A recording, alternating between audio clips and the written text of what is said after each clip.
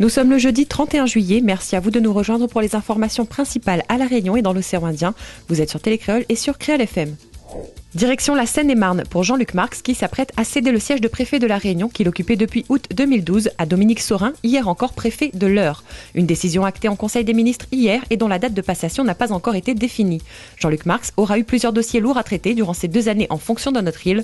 Les cyclones, la crise requin ou encore celle des transporteurs, des problématiques parmi d'autres auxquelles le préfet Jean-Luc Marx a accordé beaucoup d'intérêt. Place bientôt donc à Dominique Saurin qui reprendra le flambeau à la préfecture de Saint-Denis. Et on évoque à présent l'hommage rendu hier matin à Sudel Fuma, décédé le 12 juillet dernier à 62 ans. Ses cendres ont été immergées en mer, une mer qui lui a coûté la vie et à laquelle le passionné est retourné. Hier, au large de Sainte-Marie, la famille et les proches de Sudel Fuma avaient embarqué pour l'accompagner une dernière fois en musique. Social à présent et à Saint-Louis, tout d'abord, les 20 emplois d'avenir qui craignaient de ne pas être renouvelés bénéficient finalement de l'aide de la région. En effet, la collectivité a indiqué prendre en charge les 25% du salaire non subventionné par l'État, une part que la mairie de Saint-Louis ne pouvait assurer. Le maire de la commune, Patrick Mallet, reconnaissait hier une injustice pour les jeunes en difficulté et qui souffrent des problèmes financiers de la commune. Une injustice corrigée donc, puisqu'un accord a pu être trouvé avec la région.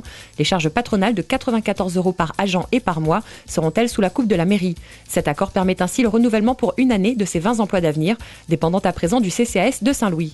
Un travail de longue haleine, comme l'explique Madame Sinakouti, la vice-présidente du CCAS, qui ajoute continuer les discussions avec la région et ce concernant l'ensemble de ces emplois sur la commune. Social toujours et au tampon, la question des emplois d'avenir est là aussi en suspens. La région indique quant à elle être prête à faire un geste, une annonce qui ravit le syndicat SAFPTR. En effet, après s'être rendu à Saint-Louis, le président de la région a pris la direction du tampon hier où il a pu rencontrer la 60aine d'emplois d'avenir sous le coup d'un non-renouvellement. Une rencontre qui a eu lieu à la permanence de Nathalie Bassir, lors de laquelle Didier Robert a confirmé l'engagement de la région si demande était faite par le maire du tampon, André Tianakoun. Des propos relayés par le porte-parole des emplois d'avenir du tampon, Nicolas Lallemand.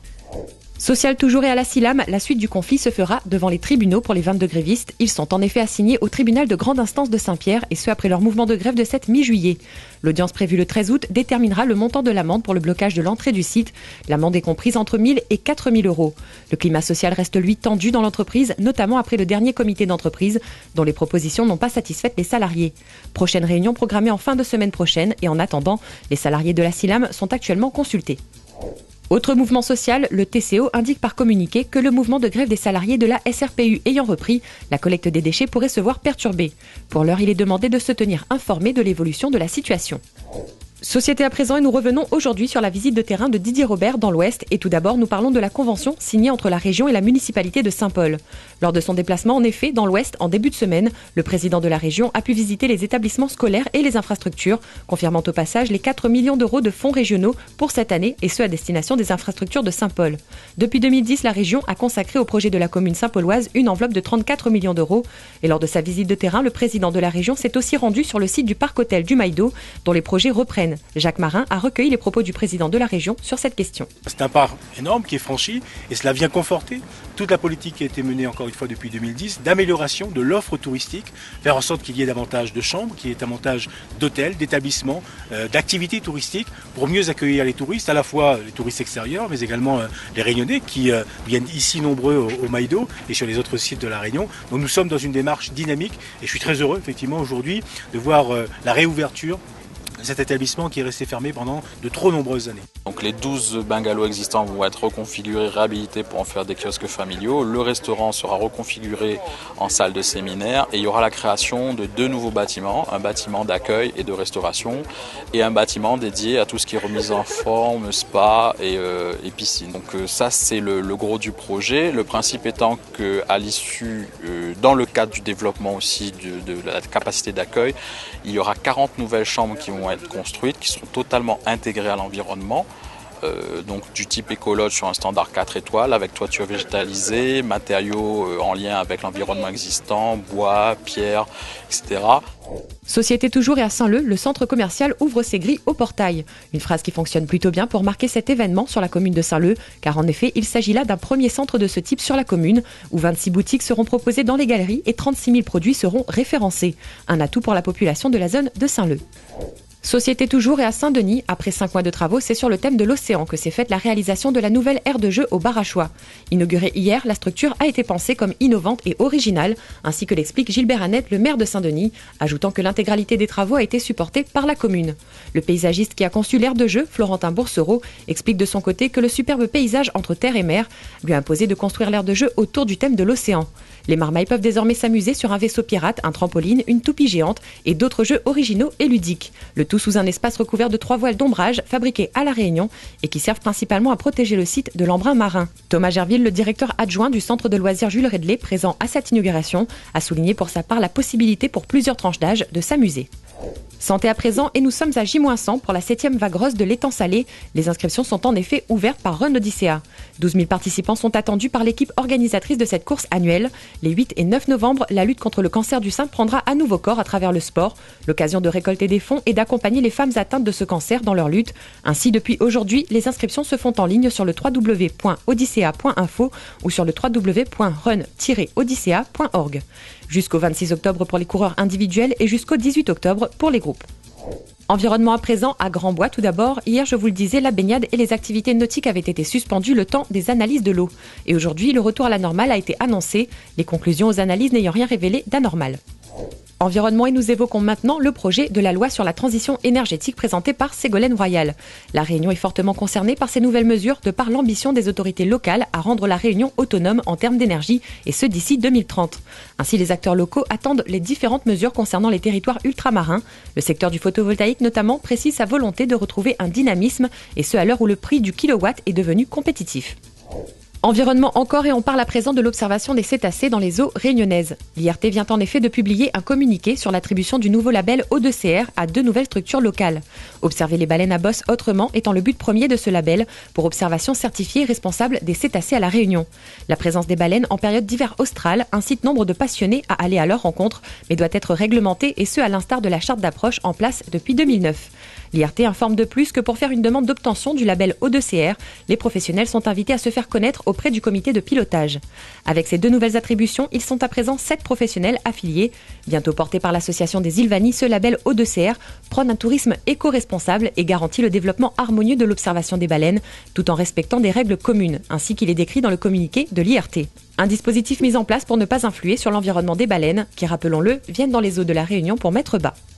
Après avoir observé l'océan et sa faune, levons à présent les yeux pour admirer le firmament. La saison de l'hiver austral est aussi propice en effet à l'observation du cosmos et au MAC ce week-end se tiendra l'événement astronomique annuel immanquable pour découvrir l'univers. Plusieurs ateliers et observations seront donc proposés aux visiteurs qui repartiront des MAC en sachant reconnaître quelques constellations à l'œil nu. Les professionnels du secteur des MAC fêtent eux aussi ce rendez-vous annuel, des balades en poney ou encore faire de l'acrobranche dans la forêt des MAC, une randonnée en vélo couché mais aussi une chasse au trésor géante. Tout cela sera possible samedi et dimanche au MAC. On ouvre à présent une courte page culture pour parler de la salle Guy Alphonsine à Saint-André qui sera fermée pour 6 mois, comme l'annonce la municipalité, et ce pour cause de travaux de rééquipement et de mise en sécurité. Ainsi, du 1er août au 31 décembre, le cinéma et la salle de spectacle fermeront pour cette rénovation, dont le coût supporté à 30% par la commune de Saint-André et à 70% par la région s'élève à 180 000 €. Une remise à neuf pour la salle Guy Alphonsine qui espère aussi, au terme de ces travaux, élargir les possibilités de programmation. La réouverture est prévue pour 2015. Sport à présent et on parle à nouveau du rallye à l'occasion des préparatifs du 45e Tour Auto qui aura lieu ces 1er, 2 et 3 août prochains. Hier, en effet, la spéciale mythique des 3 bancs à la montagne a été sécurisée avec la pose de rubalise. L'équipe assistance de l'événement sportif est sur le pied de guerre pour garantir les meilleures conditions aux équipages mais aussi au public. Loisirs à présent et Cap à l'Ouest commence demain. En effet, 3 jours de fête sur la commune de Saint-Paul, de la mer de l'Ermitage au sommet du Maïdo. Les activités et les animations seront donc nombreuses comme le promet le TCO qui organise cet événement désormais annuel. En effet, des baptêmes de plongée seront proposés, du jet ski aussi et d'autres activités liées à la mer. La montagne n'étant pas en reste avec des randonnées comme samedi matin.